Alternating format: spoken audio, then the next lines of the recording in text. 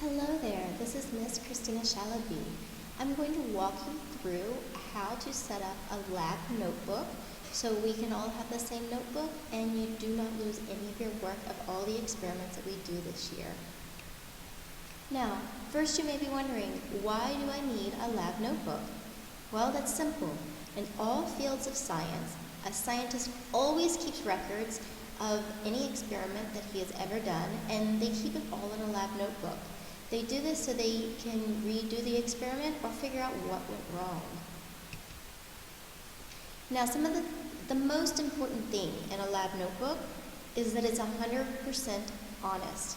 If you do an experiment and it works out, great. Everything needs to be 100% correct in there so that other people can do your experiment and get the same results.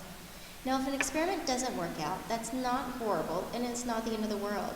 A good lab notebook will detail exactly what went wrong or what you could change in the future to see if it would work out in the future for you.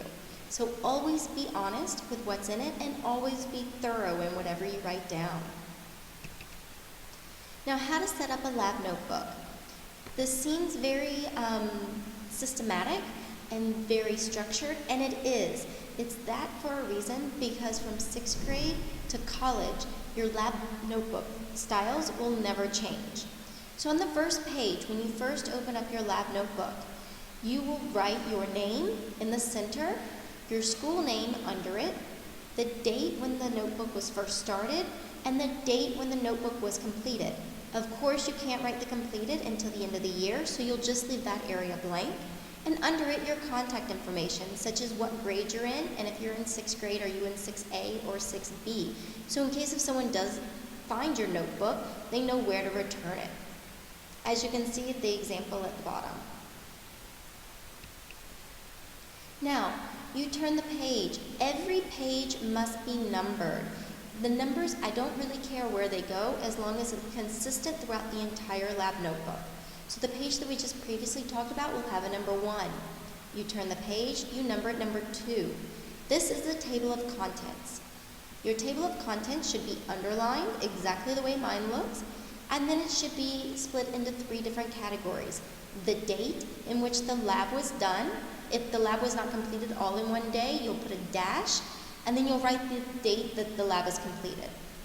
The title of the lab, and then the page numbers that it can be found on. If it can be found only on one page, which is not going to happen, you just write the one page. If it's found between pages 5 and 7, I put 5-7 or 5-12, whenever it ends. Now, the next page, you'll want to do a few pages for the table of contents. Then on page 5 or page 6, wherever you feel like you should start, will be your first entry. All lab write-ups must be done in blue or black pen. You may not use corrector or whiteout, and no pages may be torn from the lab book. If I see any of this done, it will be automatic major points off. Now, how do you set up the lab to show that the experiment was done? Well, at the top left of the page, you'll write the date that the lab was done. Again, I said, if the lab is done over several days, you'll write a dash, and then you'll write the date that the lab was completed. Under it in the center, the title of the lab. Again, all titles are underlined. You'll skip a line, you'll go back to your left margin, you'll write the purpose. Now, the purpose is to tell the reader why you're doing the lab. You need to explain a little bit in just 1 or 2 sentences. It doesn't have to be anything long, but I need to know why you're doing this lab. You'll skip a line. Your hypothesis, 1 simple sentence. If blank, then blank. Seems pretty simple. You'll skip a line. Now, your materials. Your materials are everything that you may need. If you need a Bunsen burner, you're also going to need the hose that goes with it. If you're going to use something hot, then you're going to need clamps. You need to be very thorough and very complete, and you'll need to list them. I recommend leaving a few spaces at the end in case if, while you're doing the lab, you realize you need to grab something else, and you can write it down. Again, no erasers, no whiteouts, so leave yourself some room. Then, the procedure. The procedure is a step-by-step list on the things that you do. Each one should be short and to the point, either a sentence or a small phrase. Think about if you're making a cake. I don't need to know 20 lines, 20 sentences on breaking an egg open and putting it into a bowl. Just get me to the point, but make sure you don't leave out any important details. The results. That's where you write down your raw data. What happened, period. You write the numbers that you saw, and you also write non-numerical things that you witnessed, such as the mixture turned green after being put on heat at 50 degrees Celsius for 10 minutes. The liquid turned purple after being on the Bunsen burner for 18 minutes at 920 degrees Celsius. It's also a good idea that your results, you may want to pull out your phone and take a picture of the results. This will help you remember in the future what the results looked at so you can make sure you have everything correct. Skip a line after the results. You'll go to the analysis. This is where you explain what your results mean.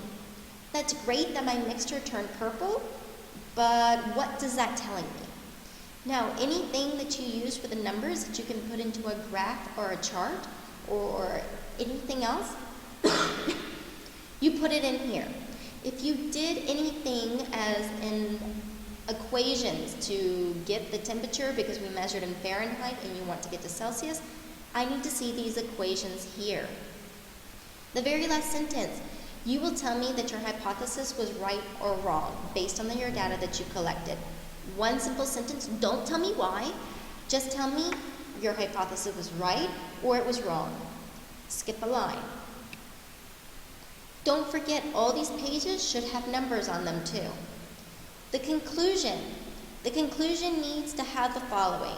Your first sentence tells me your hypothesis was right or wrong, period. Hypothesis was, if I poke myself in the eye, then it will hurt. There's your if and then. Your first sentence of your conclusion would be, when I poked myself in the eye, it hurt. So I did it, and this was the result.